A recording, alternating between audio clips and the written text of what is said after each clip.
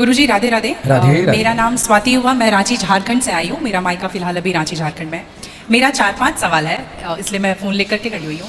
मेरा पहला सवाल ये है गुरुजी कि मम्मी जैसे जितिया करती है, हम लोग 3 भाई बहन हैं, 2 बहनें हैं 1 भाई, और मेरे घर में एक छोटा सा कुत्ता भी है। तो वो गुरुजी भाई बहन के समान ही है, समझ लीजिए। मतलब मम्मी हम लोगों के कंपैरिजन में उसको ज़्यादा प्यार करती है।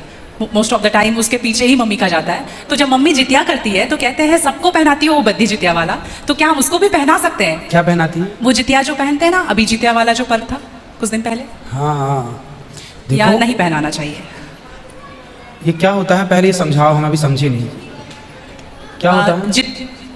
भाषा में मैं बताती हूँ। जैसे पति के लिए तीज किया जाता है, करवा चौथ किया जाता है, ठीक उसी प्रकार से बच्चों के लिए जितिया का पर्व किया जाता है। हमारे महाराज जी की कथा चला, चैनल को सब्सक्राइब करते हैं, वीडियो मैंने देखते हैं महाराज जी की कथा। इस लड़की ने देखो भाई कुत्ते के बारे में क्या बोला, वीडियो के अंत तक देखते रहे। महाराज जी ने इस लड़की को क्या सवाल कहा है। हमारे यहाँ उसे संतान सप्तमी कहते हैं। शायद, मुझे इसका ज्ञान नहीं।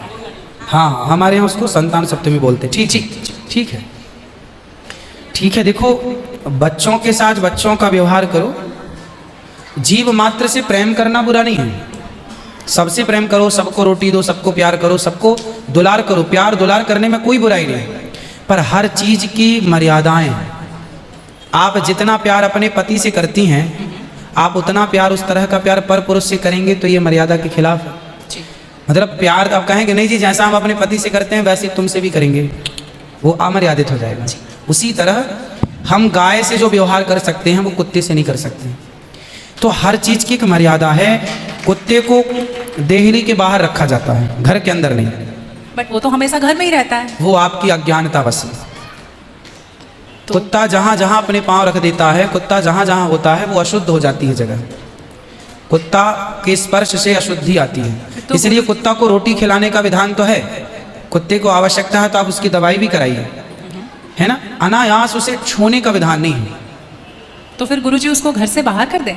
बाहर क्या, कुत्ते घर के अंदर रहे कब? आज के ज़माने में फैशन का ज़माना, तो लग्जरी गाड़ियों में घूम रहे कुत्ते। गाय है आपके घर में? नहीं गुरुजी, उसके लिए इसलिए नहीं पॉसिबल है क्योंकि आप फ्लैट में नहीं रख सकते हैं। आप खुद अगर रेंट पे रहते हैं तो समस्या तो यही है कि आज हम कुत्ते को रखने को पॉसिबल मानते हैं, पर गाय को रखना इम्पॉसिबल मानते हैं। गुरुजी दिक्कत तो कुत्ते से भी है बहुत लोगों को। लॉजिकली देखा जाए, अगर उसको हम बाहर लेकर के जाते हैं शौच के लिए तो उससे भी दिक्कत है, लेकिन कुत्ते में मैनेज हो जाता है क्योंकि हम बाहर लेके जाते हैं। एक्चुअली कुत्ते में आप लोग मैनेज करना सीख गए हैं। काश गाय के साथ भी मैनेज करना सीख गए होते तो गाय भी मैनेज हो जाती है अभ्यास से। अब कुत्ते के संग रहते रहते अभ्यास हो गया। गाय भी ना, छोटी सी गाय आती है जो हिमालय तरफ की गाय है ना, वो बहुत छोटी सी होती है। वो गाय यदि आप घर में रखेंगे तो वो आपके बिस्तर में सो सकती है, वो आपके संग खा सकती है। मतलब छोटी सी होती है, 1 लीटर दूध देती है वो, और इतनी प्यारी गाय होती है, इतनी सुंदर होती है। मतलब पूरे भारत देश की सर्वश्रेष्ठ नस्ल है वो, सबसे सुंदर सर्वश्रेष्ठ गाय। वो गाय सिर्फ कम दूध देती है। मतलब अपनी गौशाला में जितने छोटे छोटे बछड़े हैं ना, छोटे छोटे, मतलब सामान्य गैया का जो बछड़ा 1 महीने में होता है ना, उतनी बड़ी तो वो पूरी गाय होती है। मतलब उसे आप गोद में लेके जा सकते हैं। वो बच्चे की माँ बन गई है, लेकिन उस गाय को आप अपनी गोद में ले सकते हैं, वो भी गाय होती है। तो कुत्ते वालों को उस गाय के साथ मैनेज कर लेना चाहिए। अच्छा, मतलब उस हाइट, मतलब उस गाय की हाइट की ग्रोथ नहीं है, वो गाय की हाइट, वो गाय बहुत छोटी सी होती है, इतनी सी होती है कि आप उसे गोद में ले सकते हैं। आप उसे गोद में लेके पूरे घर में घूम सकते हैं। मतलब इतनी छोटी गाय होती है। देखो, भगवान को पता था कलयुग में ऐसा होगा, इसलिए ऑप्शन दे रखा है। आप कुत्ते को गोद में लेके घूमते हैं, पर भगवान ने ऑप्शन दे रखा था, हम लोगों का ध्यान उस तरफ गया नहीं। सही बात। गुरुजी, मेरा दूसरा सवाल ये है कि ये सवाल बेसिकली मेरी बहन के घर वालों का है। चिकन नहीं खाना चाहिए क्योंकि उसमें जान होती है। कोई भी जानवर नहीं खाना चाहिए क्योंकि जान होती है। प्लांट में भी तो जान होती है ना गुरुजी? हाँ, होती है। तो फिर हम उसको तोड़ते हैं तो उसको नहीं दर्द होता? ऐसा उनके घर वालों का सवाल है, मेरे माध्यम से। नहीं, आप ठीक कह रहे हैं। देखो, आप ना गेहूं को चबा जाइए जी, चने को चबा जाइए, दालों को चबा जाइए, तो वो रोती नहीं है, चीखती नहीं है, उसमें रक्त नहीं होता, हड्डी नहीं होती, मांस नहीं होता, वो चीखती नहीं है, चिल्लाती नहीं है ना। पर आप मुर्गी को मारिए तो वो चीखेगी, चिल्लाएगी, भागेगी, खून है, हड्डी है, मांस है ना। एक्चुअली सिद्धांत है ना। देखो, इतने सारे मर्द हैं, लेकिन इतने सारे मर्दों में एक मर्द ऐसा है जो आपका हाथ पकड़ के रह सकता है, आपका हाथ पकड़ के घूम सकता है, कोई कुछ नहीं बोल सकता, क्योंकि वो आपका पति है। है ना। समाज ने आपको इजाजत दे दी, जी आपकी मांग भर गई, जी। मंगलसूत्र आ गया, अब समाज ने स्वीकार कर लिया कि ये मर्द, ये पुरुष अब आपका पति है। पति है। अब आपको दूसरे पुरुषों के साथ देखा गया तो आप अच्छे नहीं माने जाएंगे। तो जैसे समाज ने एक पुरुष के संग, एक स्त्री के संग इजाजत दे दी, शास्त्र ने इजाजत दे दी कि आप इसके साथ रह सकते, ये लीगल है, उसी तरह आपको गेहूं, चावल, अंकुरित अनाज चीजें, दाल, चावल, सब्जी, रोटी खाना लीगल, वेद ने आज्ञा दे दी, ये खा सकते हैं। मांस के लिए आज्ञा नहीं दी। पतिव्रता नारी पराये मर्द के संग, पराये पुरुष के संग घूमेगी तो समाज उसे ठीक नहीं कहेगी। उसी तरह हमें शास्त्र आज्ञा करते हैं कि हमारे ठाकुर जी, हमारे राम फल खाते हैं, हमारे राम जी। फल खाते हैं, दाल, चावल, साग, सब्जी, बादाम, काजू ये खाते हैं। तो हमारे राम, हमारे कृष्ण खाए, मतलब वेद ने आज्ञा दे दी कि आप ये खा सकते हैं, खाने का पदार्थ। मांस शेर के लिए है, बिल्ली के लिए है, कुत्ता के लिए। क्या आप कुत्ता हैं? क्या आप बिल्ली हैं? क्या आप शेर हैं? क्या आप चीता हैं? नहीं। फिर जब हम मनुष्य हैं तो मनुष्यवत व्यवहार करें। जी हम वो ना खाएं जो हमारे लिए नहीं है। अब मांस खाने वाले जानवर ना, आप गौर से देखिएगा, मांस खाने वाले जितने जानवर होते हैं, कुत्ता, बिल्ली, चीता, शेर, सब जीभ से चाट चाट के पानी पीते हैं। जी आपने कुत्ते को पानी पीते देखा हो? जी से भी- लेकिन आप कैसे पानी पीते हैं? मुंह लगा होठों से करके, पीते हैं, होठों मुंह से पीते हैं। गाय कैसे पानी पीती है? मुंह से, जैसे हम लोग पीते हैं। कुत्ता चाट के, बिल्ली चाट के। मतलब शाकाहारी जानवर और मांसाहारी जानवर दोनों ईश्वर ने बनाए हैं। गाय को आप मांस परोसिए नहीं खाएगी, नहीं खाएंगे। वो बकरी को मांस परोसिए नहीं खाएगी, भैंस को मांस परोसिए नहीं खाएगी। जब जानवर जानवर होके अपने धर्म में अटके हैं तो हम इंसान क्यों अपना धर्म छोड़ रहे हैं? अब जो मांसाहारी जानवर होते हैं उनको आप ध्यान से देखना, उनके पाँव में नाखून होते हैं, जी जबकि शाकाहारी जानवर के खुर पाए जाते हैं। जैसे गाय का खुर होता है, बकरी का खुर होता है, भैंस का खुर होता है, जबकि चीता का, शेर का, कुत्ते का, बिल्ली का। अब आप देखिए कि आपके ईश्वर ने पैर बनाए हैं ना तरीके से, आप मुंह से पानी मतलब आपके लक्षण शाकाहार से मैच कर रहे हैं, जी है ना। बिल्ली के, कुत्ते के यहाँ कहना दांत बड़े बड़े होते हैं मांस फाड़ने के लिए, जी। आपके नहीं है। मतलब आप ईश्वर की तरफ से शाकाहार। और अब मैं नहीं कहता, आप मेडिकल साइंस का अध्ययन करके देखिएगा, साइंटिस्ट लोग अब से अभी मैं इंग्लैंड गया था, वहां मुझे बताया कि जो अंग्रेज लोग इनके बाप दादी जो मांस खाते चले आए हैं, अब कुछ अंग्रेज लोग इतने जागरूक हो गए हैं कि अब वो मांस नहीं खाते। वो कहते हैं कि अब इसको खाने से बीमारियां बढ़ रही हैं, लोग परेशान हो रहे हैं। पहले के लोग जंगल में कंदमूल फल खाते थे, ये अब खाने लग गए हैं, सुअर खा रहे हैं, कुत्ता खा रहे हैं। अब बहुत सारे लोग शाकाहार की तरह जो जागरूक हैं बढ़ रहे हैं। तो आप और हम तो पहले से जागरूक हैं, तो हम क्यों अपने आप को मांसाहार की तरफ ले जाएं? क्यों किसी की हड्डी चबाएं? बताइए, हमारे यहाँ मुर्दे को छूने से लोग नहाते हैं, कितनी दुर्गंध है। अब देखो, आप गेहूं, आप पालक काटो, गोभी काटो, है ना, मूली काटो, गाजर काटो, दाल पकाओ, कोई दुर्गंध आती है आपकी रसोई में? नहीं। लेकिन आप मुर्गी पकाओ, मुर्गी काटो, बिल्कुल वो बदबू से भर जाएगा। जी मतलब आपकी नाक भी आपको गवाह देने लग जाएगी, भाई बस कर, है ना। तो शरीर एक्सेप्ट नहीं करता, आप जबरदस्ती खिला रहे। गुरुजी, मेरा तीसरा प्रश्न ये है कि जैसे हम लोग एकादशी करते हैं और किसी दिन अगर हम बाहर रहते हैं और उस दिन एकादशी है, फॉर एग्जांपल हम आउट ऑफ स्टेशन है और उस दिन ख्याल नहीं कि एकादशी है, तो अगर हम बाहर चावल खा लेते हैं या लहसुन प्याज खा लेते हैं तो क्या वो ब्रेक हो जाता है पर्टिकुलर एकादशी उस दिन का, या पूरा कंटिन्यूड रहता है? जो 108 हम कर रहे हैं कंटिन्यू कैसे रहेगा? वो पर्टिकुलर वाला कैंसिल होता है ना जिस दिन हम खा लिए बाहर। हाँ, आपने जो खा लिया वो एकादशी भंग हो गई जी, और पीछे से जो हम कंटिन्यू जो करते आए हैं वो तो जो किया वो मिलेगा, जो आगे करेंगे वो मिलेगा। पर हमें इस बात का ध्यान रखना चाहिए। यदि आपने एक बार खा लिया, एकादशी के दिन कोई ने धोखे से कुछ खा लिया, चावल खा लिया, रोटी खा ली, बिस्किट खा लिया, तो भगवान से क्षमा मांगनी चाहिए, प्रभु अज्ञानवश हुआ, हमें क्षमा कीजिए। और फिर उतने को ही फलाहार मान लेना चाहिए, फिर कुछ नहीं खाना चाहिए। जैसे आज आपने धोखे से चावल खाया, आपने खाया ही एक कौर, तभी याद आया आज तो एकादशी है। अब आप बोलेंगे नहीं, हे प्रभु अपराध हुआ, क्षमा, भगवान का नाम जप करो और उसको ही मान लो कि मेरा पारण हो गया, अब फिर मैं कुछ नहीं खाऊं, तो फिर वो पूरी एकादशी मान ली जाएगी। गुरुजी, मेरा चौथा सवाल ये है कि आप कहते हैं दारू पीना पाप है, चिकन खाना पाप है क्योंकि उसमें जान है। दारू में ऐसी कौन सी चीज मिली होती है कि उसको पीने से पाप हो जाता है? अगर आप पी के कुछ गलत कर रहे हैं तो फिर गलत है लॉजिकली, तो फिर पाप क्यों? और अगर दारू में नशा चुकी होता है, अगर वो पाप है तो फिर तो पुड़िया खाना, सिगरेट पीना, सारी चीजें पाप में आ जाएंगी। पाप अलग विषय है, अभी मैं समझा देता हूँ आपको। जब हमारा देश गुलाम था जी, तो एक अंग्रेज ने एक पंडित जी की कनपटी पे बंदूक रखी और अंग्रेज ने कहा, ये पंडित जी यहाँ आओ, तुम बड़े पुजारी हो? हाँ पुजारी हूँ। हिंदू हो? हाँ। आज मैं तुम्हें गोली मारूंगा। पंडित जी बोले, क्यों मारोगे? बोले, आज 4 चीज़ें तुम्हारे सामने हैं। अंग्रेज ने 4 चीज़ें पंडित जी के सामने रखी। पहले, पराई स्त्री ला के रख दी, तुझे आज इसके संग रहना है। दूसरा, मांस रख दिया, आज तुझे मांस खाना है। और तीसरा, ढेर सारा सोना रख दिया। इतना सोना तो रोज भीख मांगता है ना, ले जा सोना। और चौथी, दारू रख दी, शराब। इन 4 में एक चीज तुझे लेनी पड़ेगी, नहीं लेगा तो गोली मारूंगा। बोल, क्या लेता है? पंडित जी बोले, पराई औरत तो मैं नहीं देख सकता, मार दो गोली मुझे, पर मैं पराई स्त्री के, मेरी माँ बहन, मेरे संस्कार ऐसे हैं कि ये मेरी माँ बहन और बेटी है, ये मैं मर जाऊंगा पर चरित्र में दाग नहीं लगने दूंगा, तो ये स्त्री तो मैं नहीं ले सकता। अब मांस भी मेरे धर्म के खिलाफ है, आप गोली मार दो, मैं ब्राह्मण हूँ, मैं मर जाऊंगा पर ये धर्म नहीं छोड़ूंगा। और रहा ये सोना भी नहीं लूंगा, क्योंकि मैं भीख इसलिए बेईमानी करता तो भीख क्यों मांगता? मैं ईमानदारी से भीख मांग के खा सकता हूँ, बेईमानी का करोड़ों नहीं ले सकता, इसलिए सोना भी नहीं लूंगा। हाँ, पंडित जी को लगा ये तो पानी है, दारू शराब, उनको दारू पानी लगा, ये तो पानी है। पंडित जी को बेचारों को पता नहीं था कि दारू का क्या मजा है। अब उनको लगा ये पानी है, पिएंगे निकल जाएगी। पानी समझ के पंडित जी ने बोला कि चलो, गोली कनपटी में बंदूक रखा है, चलो पी लेते हैं, अभी निकल जाएगी शाम तक।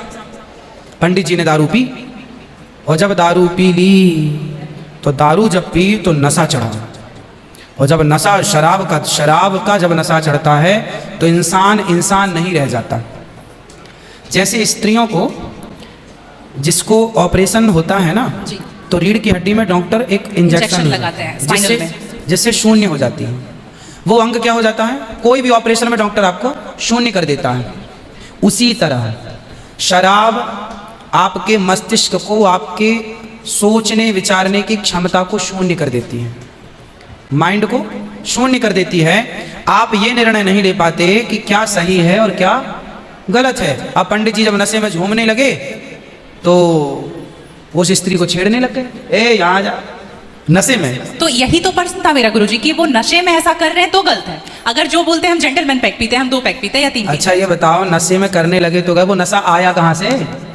शराब जहाँ से आया वही तो गलत है। नहीं तो गुरुजी, सारे फसाद की जड़ तो वही है। गुरुजी जब ज्यादा पी ले रहे हैं तो ऐसा हो रहा है, जो कम पी रहे हैं और ये कह रहे हैं कि कम पीने से ऐसा नहीं होता, आप ज्यादा। हमारे यहाँ 5 महापाप गिनाए हैं शास्त्रों ने जी।